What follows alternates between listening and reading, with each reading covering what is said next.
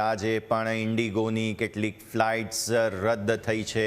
દેશની સૌથી મોટી એવિએશન કંપની ઇન્ડિગોની ચેન્નઈ એરપોર્ટથી ઉડાણ ભરતી 29 ફ્લાઇટ રદ થઈ છે। તિરુવનંતપુરમ એરપોર્ટ પર 6 ફ્લાઇટ્સ રદ થઈ છે અને અમદાવાદ એરપોર્ટ પર 19 જેટલી ફ્લાઇટને રદ કરવામાં આવી છે। ચંડીગઢ એરપોર્ટ પર 10 જેટલી ફ્લાઇટ્સને રદ કરવામાં આવી છે। આવતીકાલે ઇન્ડિગોની માફ કરશો ગઈકાલે ઇન્ડિગોની 1000થી પણ વધુ ફ્લાઇટ્સ રદ થઈ હતી અને આજે પણ દિવસની શરૂઆત ફ્લાઇટ કેન્સલેશનના સમાચારો સાથે સામે આવી રહ્યા છે।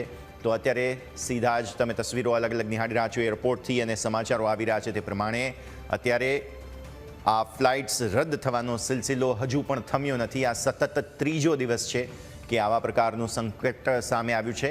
સંવાદદાતા આશુતોષ અત્યારે આપણી સાથે જોડાઈ રહ્યા છે। આશુતોષ, સવારની શરૂઆત સારા સમાચાર સાથે નથી થઈ રહી અને હજારો મુસાફરો એરપોર્ટ પર સતત અટવાઈ રહ્યા છે।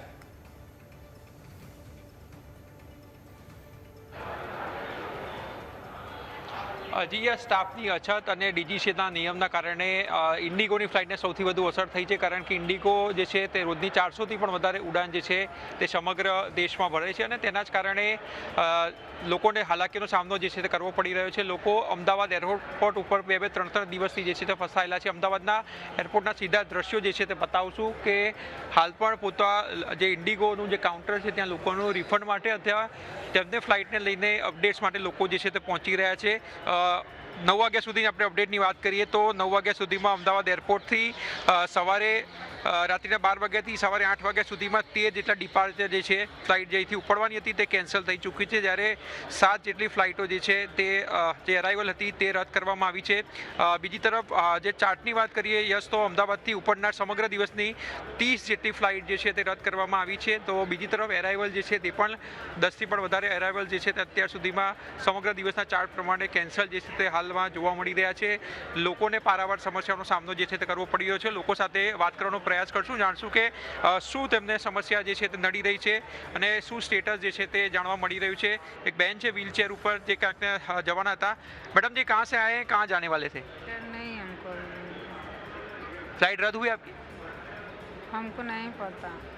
તો ફ્લાઇટ રદ થઈ છે, પરંતુ કહેવા જે છે તેઓ હાલમાં કશી માગતા નથી। ક્યાંક ને ક્યાંક લોકોને પારાવાર સમસ્યાનો સામનો જે કરવો પડે છે। મિત્ર, ક્યાં જવાના હતા, कहाँ जाने वाले थे, क्या स्टेटस है फ्लाइट का? पटना जाना है। क्या स्टेटस है अभी? अभी तो कैंसिल दिखा रहा है।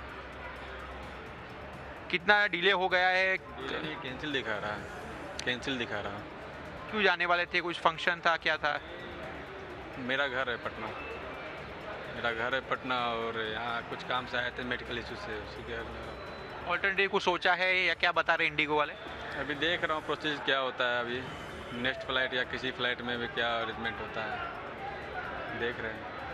પટનાથી જે છે ફ્લાઇટ રદ થઈ છે અને લોકોને સમસ્યાનો સામનો કરવો પડી રહ્યો છે। મેડિકલ અથવા તો અન્ય કારણોસર જે છે તેઓ અમદાવાદમાં આવ્યા હતા, પરંતુ ક્યાંક ને ક્યાંક જે પ્રકારની પરિસ્થિતિ જોવા મળી રહી છે તેના કારણે પરેશાન લોકો થઈ રહ્યા છે। અન્ય લોકો સાથે પણ જે છે તે વાત કરવાનો પ્રયાસ કરશું કે શું સ્ટેટસ જે છે તે હાલમાં જોવા મળી રહ્યું છે।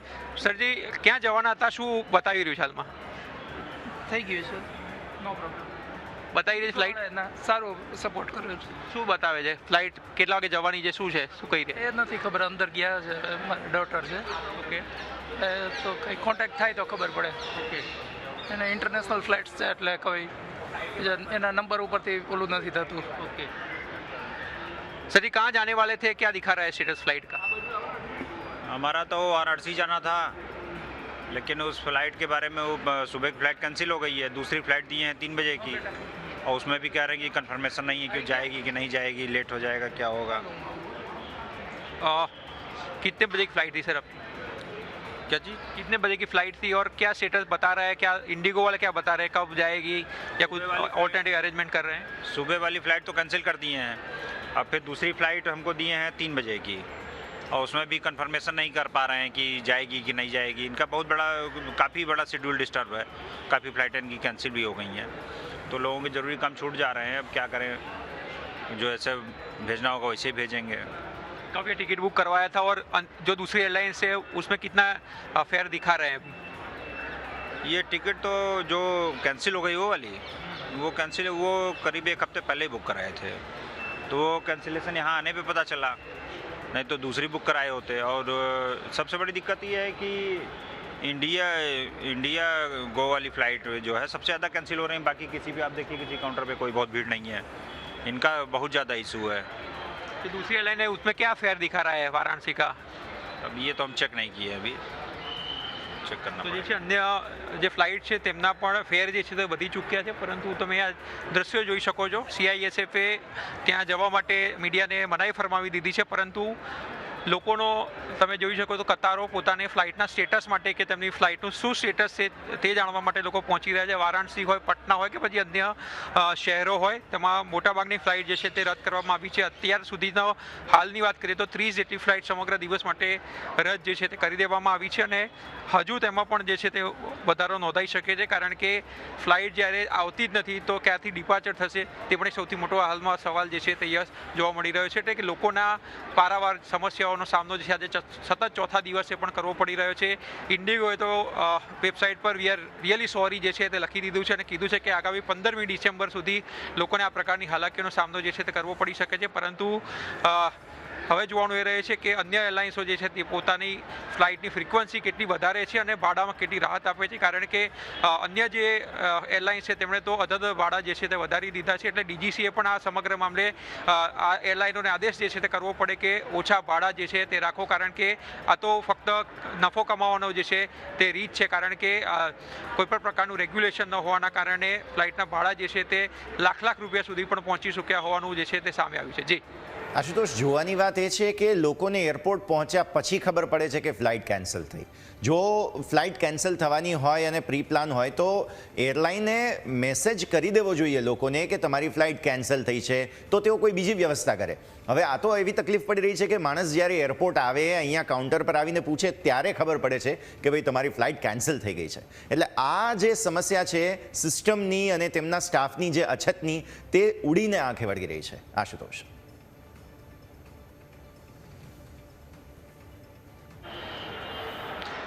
જે ચોક્કસથી, કારણ કે એરલાઇનની એક જવાબદારી છે કે એક SMS કરીને મુસાફરોને જાણ કરે કે તેમનું જે ફ્લાઇટ છે તે રદ થઈ ચૂકી છે, પરંતુ તેમની પાસે સ્ટાફ જ નથી કે આ પ્રકારનું કોઓર્ડિનેશન જે છે તે કરી શકે, અને તેના જ કારણે લોકોને સમસ્યા થાય છે। ગતરોજ પણ જ્યારે ન્યૂઝપેપરની ટીમ આવી હતી ત્યારે પણ લોકોએ કહ્યું હતું કે જે ટિકિટ કાઉન્ટર છે ત્યાં તો સ્ટાફ જ ન હતો અને તેઓએ 2-3 કલાક સુધી જે છે તે ધક્કા ખાવા પડ્યા હતા, અને ત્યારબાદ તેમને જાણવા મળ્યું હતું કે તેમની ફ્લાઇટ જે છે તે રદ કરી દેવામાં આવી છે અને લોકોને રિફંડ જે છે તે પણ 7 દિવસ પછી આપવામાં આવનાર છે। સાથે સાથે જે લોકોને અંદર ચેક ઇન કરીને લઈ લેવામાં આવ્યા હતા તેમની પણ ફ્લાઇટ રદ થઈ હતી, તેમનો પણ લગેજ જે છે તે આપવામાં નથી આવતો અને તેમના ઘરે મોકલાવી દેવામાં આવશે એવું કહેવામાં આવી રહ્યું છે, કારણ કે જે લોકોનું લગેજ છે તે પણ મિસપ્લેસ જે છે તે થઈ રહ્યું છે। અને ખાસ કરીને વાત કરવામાં આવે તો મોટી જે એરલાઇન્સો છે તે પણ કે હવે મદદ કરવી જોઈએ, અને કારણ કે ઇન્ડિગોની લોકોને તકલીફ જે છે તે પડી રહી છે અને ક્યાંક ને ક્યાંક લોકો 2-3 દિવસ અંદર ફસાયેલા હતા। લોકોએ હોબાળો પણ જે છે મચાવ્યો હતો કારણ કે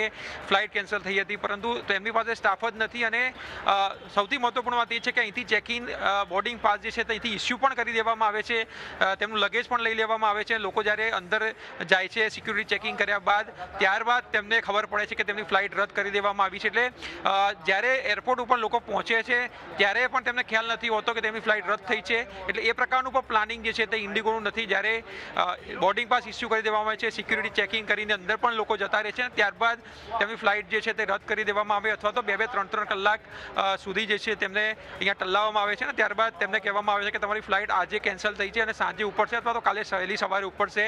એટલે એ લોકોને લગેજ જે છે આપવામાં નથી આવતું અને ફરીવાર બીજે દિવસે બોલાવવામાં આવે છે। બીજે દિવસે તેઓ આવે છે ત્યારે પણ તેમને કહેવામાં આવે છે કે તમારી ફ્લાઇટ જે છે રદ થઈ છે અને તમને આગામી 7 દિવસ બાદ રિફંડ જે છે તે મળી જશે અને તેમનો સામાન જે છે તેમના ઘરે મોકલાવી દેવામાં આવશે। એટલે એટલી મોટો કેઓસ જે છે તે અહીંયા સર્જાયો છે કે લોકોનો સામાન જે છે તે પણ નથી મળી રહ્યા અને લોકોની ફ્લાઇટો કેન્સલ થતાં હવે અન્ય વિકલ્પ જે છે લોકો શોધી રહ્યા છે, બાય રોડ જઈ રહ્યા છે, કારણ કે જે વિદેશથી લોકો આવનાર છે તેમને ખૂબ જ ઓછી રજા લઈને આવ્યા હોય છે ત્યારે તેમને અહીંયા તમામ જે છે તેમના પ્રી પ્લાન કરેલા જે શેડ્યુલ હોય છે તે ક્યાંક ને ક્યાંક ખોરવાઈ રહ્યા છે। ગતરોજ પણ એક ઓસ્ટ્રેલિયાથી આખું પરિવાર આવ્યું હતું જેમની ફ્લાઇટ રદ થતાં લગભગ 6 લાખ જેટલો વધારે ખર્ચો જે છે તેમને ભોગવવાનો આવ્યો છે. એટલે ઇન્ડિગોને કારણે લોકોને જે છે તે ફાઇનાન્શિયલી તો નુકસાન થઈ રહ્યું છે, સાથે સાથે મેન્ટલી પણ નુકસાન જે છે તે વેઠવાનો જે છે તે વારો હાલ આવ્યો તેમ લાગી રહ્યું છે. જી બિલકુલ.